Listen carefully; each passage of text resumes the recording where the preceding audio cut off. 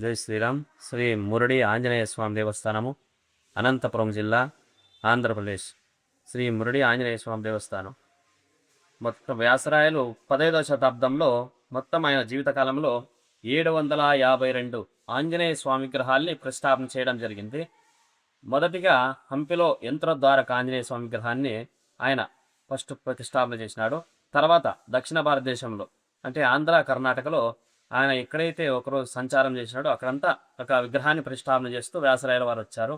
ఆయన జీవితకాలంలో చివరి రోజు ఆయన 3 విగ్రహాల్ని ఒకే టైంలోని మురడి, నేమకల్లు, కసాపురం ఈ 3 ఆంజనేయ స్వాముల్ని ఒకే రోజు శ్రావణ మాసంలో శ్రవణ నక్షత్రంలో ప్రతిష్టాపన చేయడం జరిగింది. ఈ 3 విగ్రహాల్ని ఎవరైతే ఒకే రోజులో దర్శిస్తారో వారికి 752 విగ్రహాల్ని దర్శించుకున్నంత పుణ్యఫలం లభిస్తుందని మనకి వ్యాసరాయల వారు ఆనాడు వరం ఇచ్చినారు. అదేవిధంగా అప్పటి నుంచి స్వామిని భక్తులు దర్శిస్తూ స్వామివారి కృపకు పాత్రలు అవుతున్నారు.